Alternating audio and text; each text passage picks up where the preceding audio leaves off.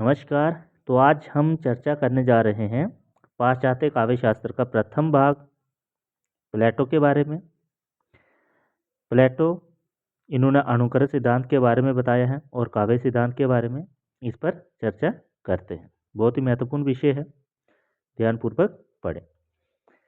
प्लेटो मूलतः दार्शनिक और शिक्षा शास्त्री थे। इनके पिता का नाम अरिस्टोन तथा माता का नाम पेरिकटियोन था। इनके माता पिता ने इनका नाम अरिस्तोकलिस रखा। इनके गुरु ने इनका नाम प्लाटोन रखा, जो अरबी फारसी में अफलातून नाम से चर्चित हुआ। इनका जन्म ईसा पूर्व 428 में एथेनस यूरोप में हुआ था। अब हम इनके आगे गुरु के बारे में पढ़ेंगे। प्लेटो सुकरात के प्राणदंड के पश्चात व्यवहारिक राजनीति छोड़कर राजनीतिक दर्शन की ओर मुड़ गए। इनके जो गुरु थे सुकरात, उनको जहर देकर मारा गया था। इन्होंने ईसा पूर्व 387 में अकादमी की स्थापना की, जो यूरोप की प्रथम यूनिवर्सिटी मानी जाती है। काव्य के संबंध में उनके विचार मुख्यतः 3 कृतियों में वर्णित हैं। जो इनकी महत्वपूर्ण कृतियां हैं, इयोन, सिंपोजियम और रिपब्लिक, जिसको पॉलिटिया भी बोला जाता है। अब हम चर्चा करेंगे इनके अनुकरण या अनुकृति सिद्धांत पर। प्लेटो एक आदर्शवादी चिंतक था। प्लेटो सामान्य अथवा विश्व मान्य सत्य को ही सत्य मानता था। उसकी दृष्टि में विशिष्ट सत्य विश्व मान्य सत्य की छाया मात्र है।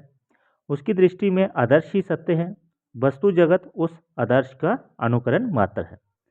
इन्होंने पलंग का उदाहरण देते हुए अपनी बात बताई कि ईश्वर केवल एक पलंग की रचना करता है। वह पलंग आदर्श होता है, शेष जितने पलंग होते हैं वह सब आदर्श पलंग की नकल मात्र होते हैं। सत्य उसी आदर्श पलंग में निवास करता है, शेष पलंग असत्य हैं। यही स्थिति कवि की भी है। आगे, कवि जिस वस्तु का अनुकरण करता है उसकी प्रकृति से परिचित नहीं होता। जैसे पलंग का चित्र बनाने वाला चित्रकार मूल पलंग की प्रकृति से ना तो पूर्ण परिचित होता है, ना ही उसका स्वरूप ही सच्चाई से अंकित कर पाता है। इसलिए इन्होंने बोला है कि सत्य जो है, जो विचार जो है, वो ही श्रेष्ठ है। प्लेटो के चिंतन को सार रूप में इस प्रकार प्रस्तुत किया जाता है। इनके 3 प्रमुख बिंदु हैं। पहला, इन्होंने बोला ईश्वर द्वारा रचित आदर्श जगत ही सत्य है। दूसरा, वस्तु जगत प्रत्यय जगत की अनुकृति या छाया होने के कारण मिथ्या या असत्य है। तीसरा, कला जगत वस्तु जगत की छाया या अनुकृति होने के कारण और भी मिथ्या है, क्योंकि वह अनुकृति की अनुकृति है। इनके ये 3 प्रमुख जो बिंदु हैं बहुत ही महत्वपूर्ण हैं, जो इनके द्वारा दिए गए। अब हम इनके आगे चर्चा करेंगे और ये जो 3 प्रमुख बिंदु हैं इनको आप अच्छे से ध्यानपूर्वक पढ़ लें। आगे जी बोलते हैं, प्लेटो का जो उपयुक्त चिंतन है एक शुद्ध प्रत्ययवादी दार्शनिक का चिंतन है। प्लेटो ने प्रतिपादित किया कि काव्य जो है वो समाज के लिए हानिकारक है, जिसका आधार ही मिथ्या है, वह उपयोगी कैसे हो सकता है। इनके अनुसार काव्य का प्रभाव अशुभ होता है।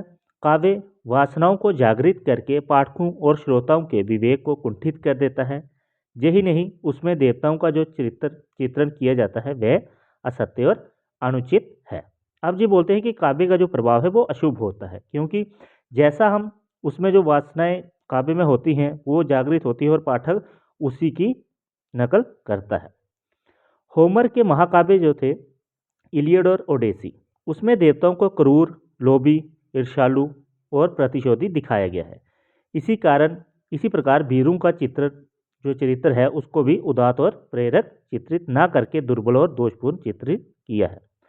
सज्जनों को दुख और दुर्जनों को सुख भोगते हुए दिखाया गया है। प्लेटो को ये मान्य नहीं था। होमर जो प्लेटो का अच्छा मित्र था, फिर भी उन्होंने इसका विरोध किया। उनके लिए जो शिव है कल्याणकार है, वही सत्य और सुंदर भी है। इस प्रकार काव्य के संबंध में प्लेटो की जो दृष्टि थी पूर्ण नैतिक थी। त्रासदी के संबंध में प्लेटो ने लिखा है कि ट्रेजेडी का कवि हमारे विवेक को नष्ट कर हमारी वासनाओं को जागृत करता है, उनका पोषण करता है और उन्हें पुष्ट करता है। काव्य का प्रभाव हानिकर है, वह काव्य को सत्य नहीं मानता। इन्होंने काव्य का विरोध 4 दृष्टियों से किया है। पहला जो विरोध है, जो दृष्टि या आधार जो है वो नैतिक है। अब ये बोलते हैं कि काव्य का जो आधार है वह असत्य है। काव्य जगत जो है मिथ्या है, उसमें समाज के नैतिक बोध को समुन्नत करने की क्षमता नहीं है, इसलिए उसका महत्व मान्य नहीं होना चाहिए। दूसरा इनका आधार भावात्मक है। उदाहरण के लिए कवि किसी रहस्यमय दैवी शक्ति से प्रेरित होकर रचना करता है, उसके उद्गार तर्क पर आधारित नहीं होते। जो उसके उद्गार हैं वो उसके तर्क पर आधारित नहीं होते, वह विवेक की कसौटी पर खरे नहीं उतरते। देव स्तुतियों को छोड़कर शेष जितने भी सभी जो काव्य कृतियाँ हैं या कथात्मक महाकाव्य, दुखांत एवं सुखांत नाटक जो हैं वो क्या हैं, अनुकरणात्मक होती हैं, जो प्लेटो का मानना था। उनमें चित्रित जो पात्र हैं वे अवास्तविक होते हैं, वो वास्तविक नहीं होते। पाठक उन्हें वास्तविक मानकर उन्हीं जैसा आचरण करने लगता है। इस प्रकार जो पाठक है वह निम्नगामी वासनात्मक प्रवृत्तियों का पोषण करते हैं और अपने विवेक को कुंठित करते हैं। ये किसका मानना था? प्लेटो का। अब हम इनके तीसरे बिंदु पर जाएंगे। प्लेटो के काव्य विरोध का तीसरा जो आधार है वो बौद्धिक है। वह ये मानकर चलता है कि कवि को सत्य का बोध नहीं होता, वह चीज़ों की आकृति का अनुकरण करता है, वास्तविक सत्ता तक उसकी पहुंच नहीं होती, इसलिए काव्य का महत्व अमान्य होना चाहिए। अब हम इनके अंतिम जो दृष्टि है उस पर चर्चा करेंगे, वह है शुद्ध उपयोगितावादी। प्लेटो के अनुसार काव्य समाज के उत्थान और चरित्र निर्माण में प्रत्यक्ष भूमिका अदा नहीं करता, इसलिए वह युवकों के लिए अनुपयोगी है। मात्र हल्का मनोरंजन करने वाली चीज़ मूल्यवान नहीं हो सकती। तो इनका कहना था कि जो हल्का सा मनोरंजन करे, जो काव्य हल्का मनोरंजन करती है, वह मूल्यवान नहीं हो सकती। इसलिए एक आदर्श गणतंत्र में कवियों को महत्व नहीं दिया जाना चाहिए। ये किसका मानना था? प्लेटो का। अब हम इसके निष्कर्ष पर चलते हैं। इस प्रकार प्लेटो की काव्यशास्त्रीय दृष्टि समाजपरक एवं नैतिक है। उसके विचार से न्याय, व्यवस्था, संयम, अनुशासन में उसका योगदान होना चाहिए।